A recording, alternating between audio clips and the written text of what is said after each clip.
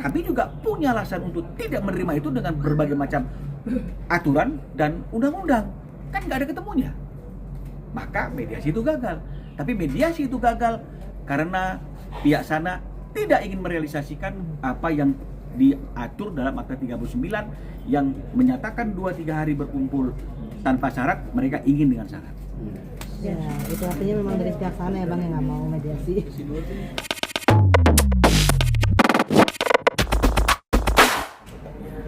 Langsung ke pokok Iya, langsung persidangan di perkara pokoknya. minggu depan. Nanti kita tunggu panggilan dari pengadilan. Karena kan nanti mediator kan harus membuat laporan kepada majelis hakim yang memegang perkara itu, apa hasil mediasinya, gagal, kemudian kenapa gagalnya, nanti setelah itu baru Kepanitraan Pengadilan Negeri Jakarta Selatan akan membuat panggilan kapan persidangan berikutnya. Tentu akan koordinasi juga jadwalnya dengan majelis hakim. Berarti ada sebab akibat kegagalan ini apa, Bang? Kan tadi saya sudah bilang bahwa kegagalan itu karena tidak ada kesepemahaman. Ya. Salah satunya misalnya ya, kita tetap berpegangan kepada Akta 39. Ya. Yang dengan jelas, lugas, tegas menyatakan bahwa memang Ruben itu memiliki hak untuk berkumpul tiap minggu bersama dengan anak-anak 2-3 hari tanpa syarat. Ya. Dan tadi majelis hakim juga menanyakan ada yang bawa nggak Akta 39-nya, kebetulan kami yang bawa, kami tunjukkan dan hakimnya baca. Jadi hakimnya bilang, oh benar dong, artinya kan di sini tanpa syarat. Ya. Nah, sementara pihak sana kan selalu ingin ada syarat dengan berbagai macam argumentasi. Ya, saya bilang kita belum bicara masalah perkara pokok. Kalau misalnya mau bicara undang-undang, kamu bawa undang-undang kesehatan, saya bawa undang-undang hak asasi manusia. Kamu bawa undang-undang anak, saya juga ada undang-undang kesehatan dan juga Permenkes dan juga aturan-aturan yang lain. Jadi artinya kita jangan bicara dulu mengenai masalah situasi hal yang seperti itu. Kita harus bicara dulu bagaimana kewajiban para pihak untuk memenuhi apa yang sudah tertuang di dalam Akta 39. Ya. Jadi tadi mediatornya juga mengatakan, ya benar dong, sepanjang belum ada renvoy, sementara belum ada perbaikan dan adendum, yang berlaku adalah Akta 39. Sementara kan mereka selalu ingin mengatakan syarat-syarat, pengelola double standar. Loh, kita nggak double standar. Karena memang saat ini acuan kita adalah Akta 39. Apa yang tertuang dalam Akta 39 itu yang harus dijalankan. Kecuali kemudian kita sepakat bersama-sama untuk melakukan perubahan dan kemudian ada syarat yang kemudian kita perjanjikan, itu oke. Tapi persoalannya kan prinsipal saya mengatakan kenapa harus sekarang berubah gitu. Kalau dulu pun tanpa syarat, sekarang pun saya mau ada tanpa syarat. Nah, sementara kan sana terus bicara tentang syarat kan gitu. Terus bicara tentang undang-undang kesehatan gitu artinya ya. Jadi saya bilang ya nggak jadi persoalan.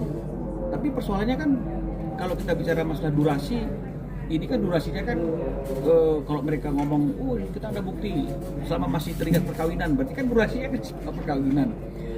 Kalau memang benar itu ada dan itu membahayakan, harusnya dari awal kan itu sudah diatur. Loh, dia mengatakan, wah ini kita tidak atur karena kita nggak mau mengatur hal-hal yang sensitif. Loh, tapi kan tetap harusnya bisa diakali dengan bahasa misalnya dengan syarat-syarat yang ditentukan di kemudian. Boleh, ini nggak ada tanpa syarat. Nah, terus karena mereka mengatakan bahwa kita kan nggak mau sampaikan karena itu bla bla bla sensitif. Saya sampaikan juga sama mereka. Harusnya pada waktu akta ini dikirim ke kita, dikirim ke saya, toh kita komunikasi antara kuasa hukum. Kamu nggak pernah ngomong, saya bilang sama si Kris, kamu nggak pernah ngomong. Harusnya kamu ngomong sama saya, bang, ini kita bikin seperti ini, sebenarnya ada hal-hal yang mau diatur. Kamu nggak ngomong sama saya. Ya, klienmu pun nggak ngomong sama saya. Klien saya pun nggak ngomong sama saya. Jadi kenapa kemudian sekarang bicara masalah syarat dan saya dipaksa untuk memahami ada syarat itu? Nah, fair toh? Ya, karena kan kalau memang misalnya saya sama pengacara ada komunikasi, dia bilang bahasanya saya bikin 2-3 hari tanpa syarat, tapi sebenarnya bang, harusnya begitu dong. Ya, bagaimana memformulasikannya? Harusnya seperti itu dong. Ketika memang isu kesehatan itu menjadi sesuatu hal yang penting buat mereka. Tapi faktanya tidak ada pembicaraan itu ke saya sebagai kuasa hukum Ruben pada waktu itu. Dan kemudian saya hari ini berpegang kepada Akta 39 tersebut dan Ruben pun memegang keyakinan kepada Akta 39 tersebut, lalu kemudian dibilang kita tidak memiliki standar yang benar dalam mengaplikasikan ketentuan.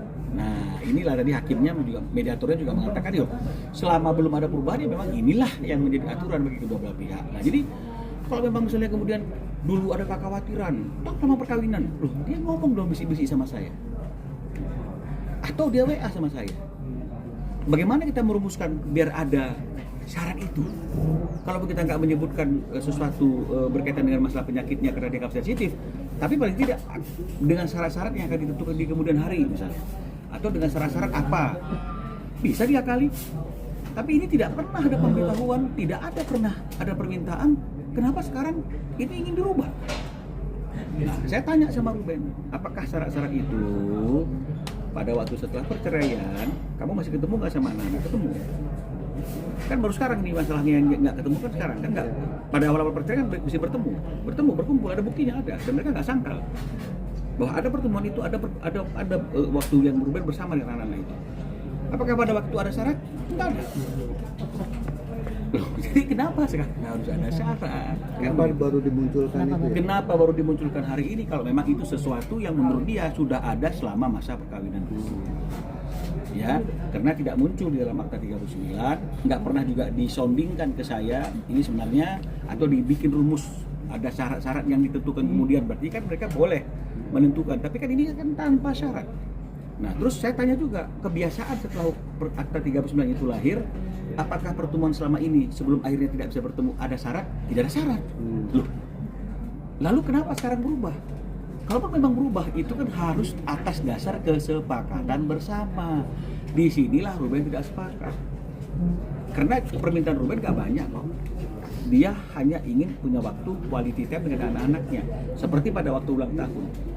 Apa salahnya anak-anak dikirim dengan babysitternya misalnya seperti itu, untuk hadir di situ merayakan, mengucapkan langsung, tidak harus by WhatsApp ya, ke ayahnya langsung misalnya seperti itu, seperti waktu dia membawa anak-anak bertemu Ruben sebelum umroh. Kan bisa saja. Dan itu ketika dia ingin menemui Ruben pada waktu umroh, pada waktu itu tidak ada syarat. Dia nggak bilang saya mau anak-anak mau ngucapin selamat jalan, selamat melaksanakan umroh. Tapi kalau kamu nggak memenuhi syarat ini, kami nggak akan nggak ada tuh. Kenapa sekarang harus ada hal-hal yang seperti itu? Apalagi pada waktu momentum ulang tahun, kan begitu. Jadi inilah yang tadi kami sampaikan. Kami kan menyampaikan secara normatif. Nggak ada yang membuat kami harus marah dan teriak-teriak. Nggak ada yang membuat kami harus khawatir. Karena undang-undang itu mengatakan banyak hal tentang apapun yang disampaikan, kan begitu kira-kira intinya. Cuma masalahnya Ruben kan mengatakan, saya hanya nggak minta banyak-banyak. Saya hanya ingin punya waktu yang quality time dengan anak saya seperti pada waktu awal-awal perceraian. Tapi tetap ya sana kekeh dengan ada 1-2 syarat gitu ya, yang Ruben tidak bisa terima karena itu baru muncul belakangan. Dan mereka meyakini syarat itu adalah satu keharusan yang harus diterima oleh Ruben. Tapi Ruben mengatakan, ya setelah tadi masing-masing, saya bosan untuk selalu mengatakan iya. Selama ini ketika masih dalam ikatan rumah tangga, ketika dia gitu misalnya, ya saya males banyak debat, banyak ribut, saya iyain. Tapi hari ini saya sudah tidak mau mengatakan iya untuk sesuatu yang tidak sesuai dengan hati nurani saya dan tidak sesuai dengan ketentuan yang harusnya ditaati. Bang, kalau mediator ini kan bukan orang yang menghakimi perkara ini. Dia harus di posisi netral. Jadi dia tidak boleh secara tegas mengatakan kamu telah salah.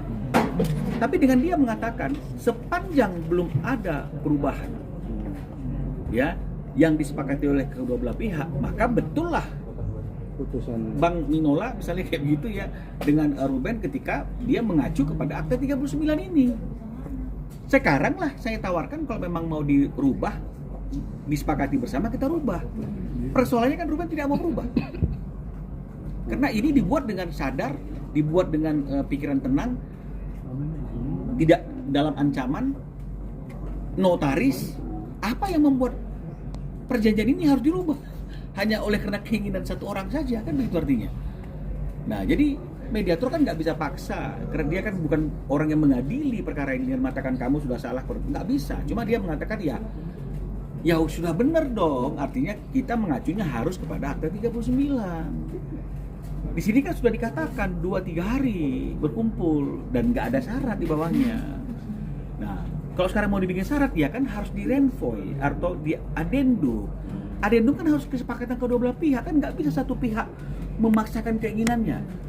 Ya, nggak bisa juga dengan suara keras kemudian kita berpikir bahwa orang itu harus mengikuti apa yang kita inginkan. Nggak bisa. Ini bukan suara keras, bukan suara lantang, tapi ini bicara mengenai masalah azas kepatutan.